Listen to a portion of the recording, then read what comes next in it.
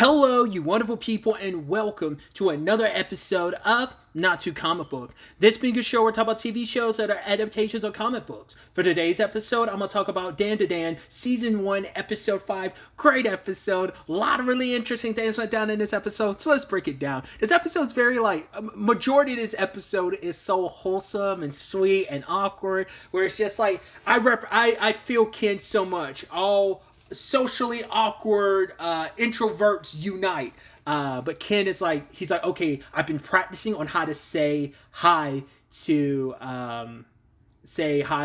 Momo, because the last episode ended with him being like, goodbye.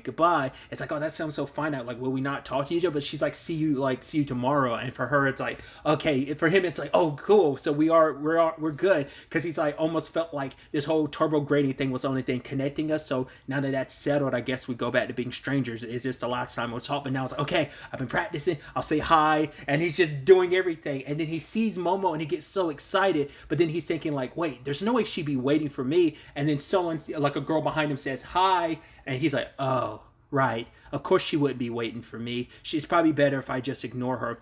And so he just walks past her, not saying anything, because he's like, oh, this is probably better for everyone. And then she comes over and bumps into him, and it's just like, yo, you're really late. And, you know, he's so happy, because he's like, oh my God, oh, so it is true, we are friends. And on the way to class, they're talking about aliens, specifically the ones that try to assault her, as she says. It's like, oh, do they wear underwear? What do they eat? And then it's kind of like, she goes to class, she's like, I'll talk to you later. He's like, sure. And he's so happy about it. And to the point, yeah, everything else in life is pretty much the same in class, to the point that, like, right, people don't ignore him. And one guy bumps into him, another girl's like, it'll get away, like, stop acting like you're annoying. It's like, me just being here, my very presence is annoying? That's messed up. But he's like, yeah, I could take it all, I could deal with it all, I'll forgive them all, because I have a true friend in Momo. But the problem is, both of them are sitting there. They're both kind of like rocking back and forth, losing their minds, because they want to talk to each other. She wants to talk to him about aliens. He wants to talk to her about ghosts. They just want to talk to each other. Because it's like, yeah, it's like, it's not something, what they've been through is something incredible. And it's like, we can literally have no one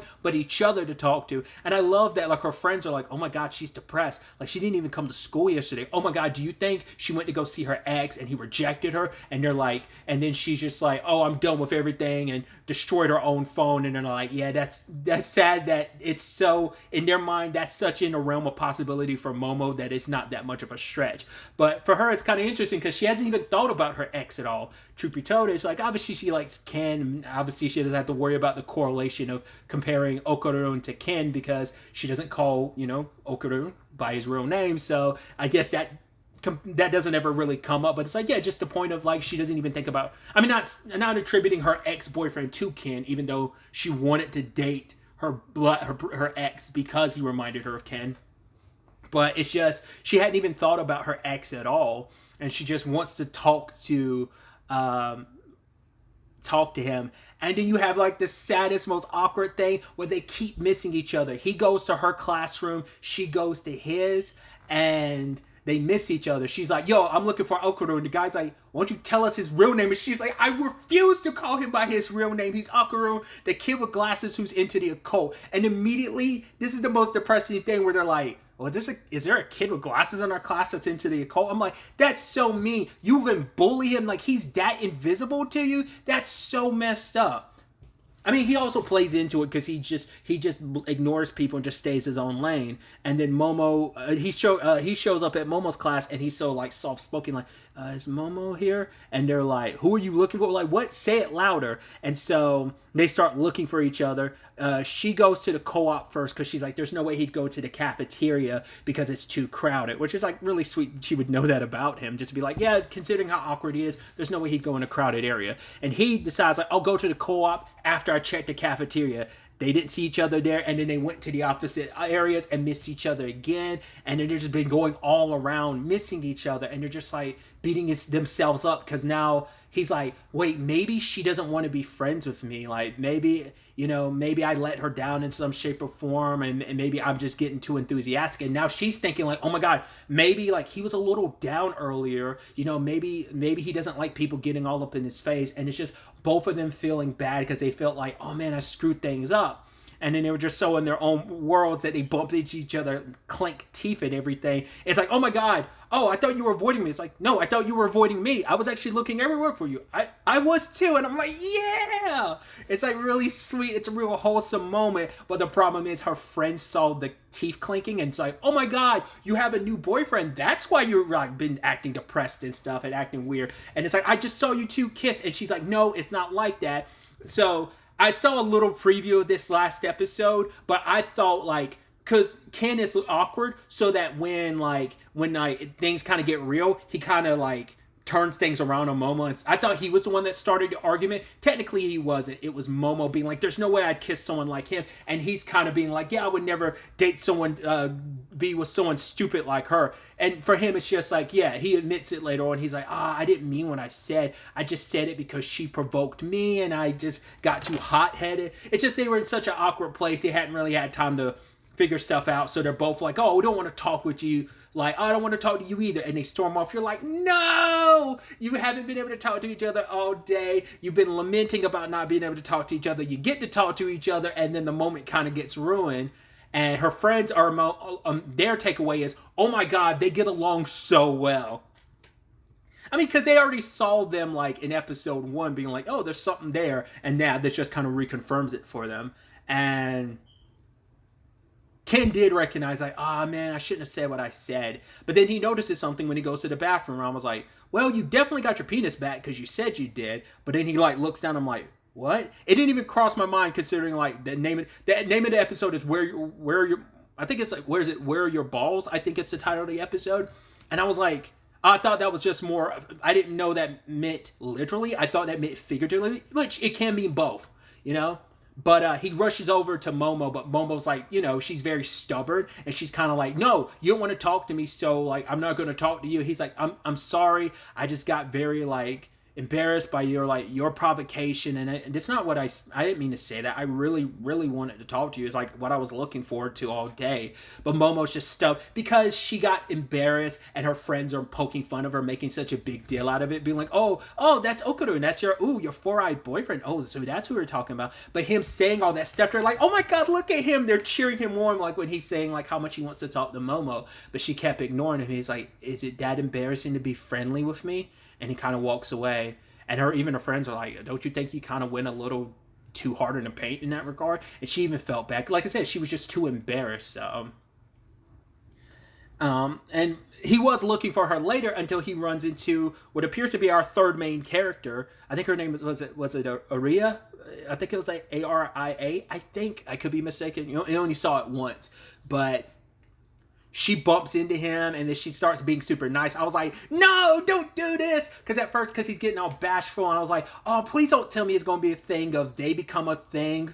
Like, he starts developing feelings for her, and that creates a complicated thing between him and Momo. Because this is a romance story, so I was curious if that's the route the story was going to go. I was like, that's... And then Momo sees them together and just being like, yo, who's that? And who's this girl touching him? It's like, and gets jealous because she's like, no, he said he didn't have any other friends, and she's really cute. And he's getting all bashful and stuff because it's like, oh, like being nervous around a pretty girl. But then the problem is, as she was walking by with her friend, she was talking mad shit, calling, she's like, oh, I bet you I made his day, scum like him. So she's one of those mean girls of like, oh, I get off on the fact is, ha ha ha. She's kind of, I think she's got that, she's going to be like that Hime princess archetype where it's just like, haha, I'm so high above and I'm so pretty. And I like kind of luring boys on just as like, I probably made his day. And Momo did not appreciate it to the point she took like a bath pan from above a locker and used her psychic powers to like slam her on the head. And I love Ken's takeaway was, oh my gosh, she must have been so overwhelmed by being around me that she passed out or whatever. But then Momo comes over and makes a big deal like, oh, like, should we walk home together, Ken? Yeah, the fact is, like, no one appreciates how cool you are. Like, she was just gassing him up, and Aria was like overhearing this and kind of being like, huh. It's like, oh, here's a cute girl with him, so... Now, this could always be oh my god, I'm blanking on her name, from Mission Yosakura family. It could be kind of something like that, though I'm blanking on her name. It's like, Ayaka? Was that it? The assassin who, like, spoilers, ends up being madly in love with not just Taiyo was like her latest obsession, but now she's also obsessed with Mitsumi. Not unless that ends up becoming her thing. Maybe it's not even a thing of maybe it's that thing of, oh, you're like, it's like you rejecting me or having some other person by your side makes me more interested in you. So it could be a thing of she ends up being interested in sorry, I'm about to call him Taiyo, in Ken now because of that. I don't know. But yeah, Momo admits, like, right, I just got flustered and I'm sorry for saying what I said. And, Ken appreciates it, but it's like, right, we got a bigger problem. My balls, they're gone. And it's like, and she proceeds to laugh at him. And Granny's like, I told you to let me see. She's like, how did you not notice your balls were missing? He's like, I saw that the shaft was back. I didn't even think to feel whether or not my balls, I thought getting my shaft back meant getting my balls back. But yeah. So it's like, what's going on here? So she's examining him, and basically she's using a giant fan to slap whatever evil spirit is inside of him, and we find out what that evil spirit is. We're not done with Turbo Granny. I'm like, yeah! Plus finding out that's what the cat's about. I was like, that's so neat. The whole Turbo Granny thing, I could use this as a reference now because I've at least seen season 1. It kind of reminds me of the Dimple situation from Mob Psycho 100. It kind of gives me that same vibe. I was like, oh, that's so neat. So I was like, because I was curious, like, obviously the cat's in the outro, and I'm like, what is this cat character about? Like, I was like, I don't think it should, I mean, it's a mascot-esque character for the show, but I was like, I doubt it's just for the outro, because I think it's also in the intro too, but I'm like, I didn't know what purpose it served, and now we're like, oh, it's the body that Turbo Granny is in now. So she takes off running, but luckily Momo's powers have gotten better, so she doesn't even need to see Turbo Granny. She could close her eyes and see her aura and grabbed onto it, and then went over to it, and she's bound in the that like storeroom or closet. And they can't kill Granny, because if they kill Granny, Ken will lose his balls forever.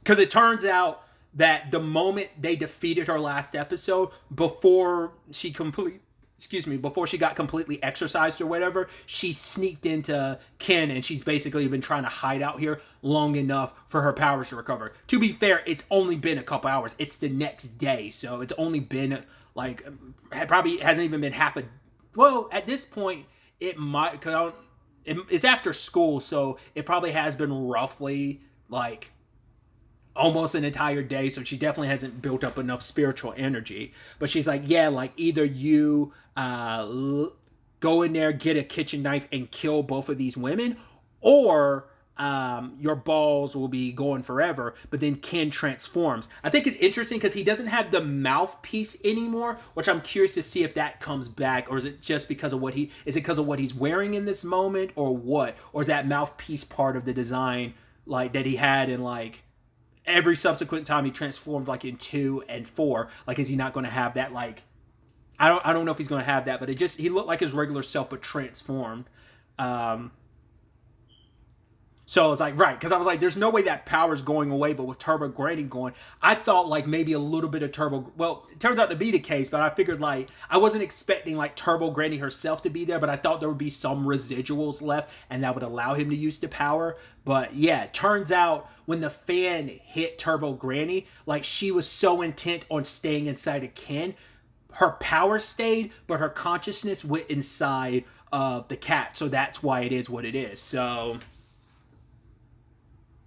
And Momo's grandmother proceeds to start whacking her, and it's like, oh, you were talking all kinds of shit about Kenpachi, because I think that's the name of the fan, and she just keeps whacking it over and over again. So Ken now has his powers back to some extent. So, but now the question is, well, how do we get Ken's balls back? Momo's like, all right, I have a better appreciation for you, because she's like, all those girls that like you were looking after, I understand you're not as bad as I thought you were. So, right, we'll give you your powers back, just give Ken his balls back. She's like, fine, but the problem is I don't have his balls here. It's like, I'm not lying, I dropped them somewhere. I'm like, Jesus Christ. And as we know, there are aliens obsessed with bananas and stuff, so there's probably an alien species, maybe the same very ones that came after Momo in episode 1, because even the sumo alien from episode 2 was after a banana and stuff too, because he was actually connected to aliens from episode 1. So one of them, or it could be a spirit, because obviously Granny was obsessed with weenies and stuff, so it could easily be another spirit or an alien. But also there is the conversation in this series where it's like there is a connection between the supernatural, like ghost and stuff like that, and occult with like aliens and stuff. There is a correlation and connection. So either ghost or aliens could have grabbed his balls for whatever reason. So I wondered, where did she drop them? Was it before she got in Kansas? So it might have been somewhere on that train ride. So it might be outside of this, like when they were trying to get her outside of like the city limits and stuff. It could be somewhere on that track. She could have, or maybe somewhere like after she took over Ken. Like the balls could have landed anywhere in the city in the aftermath of everything. I mean, because she did give him his penis the moment. Well, I don't know when he got his, because he got his penis back initially because she got rid of the curse within him by giving him his weenie back. So the question then becomes like, and he was able to transform throughout episode 4, so that still meant he didn't have his penis back. So I'm assuming it's not until like maybe after she was technically defeated that he got his penis back, but I guess somewhere in that process she dropped his balls. I don't know. So the weenie arc is over, but this is the beginning of the ball arc, which I'm wondering, is this technically still part of the same arc? It probably is. So we're not done with technically the weenie retrieval arc, because now we're in the back half of it where it's the ball retrieval arc. So I'm curious to see if this ends up being the rest of the season. I believe the season's 12 episodes, so I don't know if this is going to be like the rest of the season story arc or what. But just catching a glimpse of next episode, it seems like our third protagonist, like I said, I think her name's Aria. Aria, we're going to be dealing with her more. But some very, very interesting developments. Like I said, I was not expecting the title of this episode being literal of like, oh yeah, you got your penis back, but not your balls. So we'll see how things kind of shake up there from there. And also what kind of role Turbo Granny plays in kind of her mascot form going forward. Like what that looks like. What reasons does she have to stick around afterwards, even if Ken gets his balls back? Like, why is she going to stick around? Like, there's got to be reasons for it. So, and like I said, there's that other character. There's our fourth main character, and Aria, who are like going to be definitely mixed up in this. But the question then becomes, what are their circumstances, and why and how do they get mixed up in all of this? We'll ultimately have to wait to see. Really quickly, I'm curious. This feels like it could definitely be one of those series where they start a club at school, and that's where our four protagonists kind of like congregate to deal with some of the the ghost and alien stuff. It just feels like they might end up starting a club or something. It feels like that this could be one of those type of stories, but we'll see. Maybe that's not the case at all. But really, that's all I want to talk about. So the next time we meet, be happy, be safe, live life to the fullest, and enjoy it. Good day and goodbye.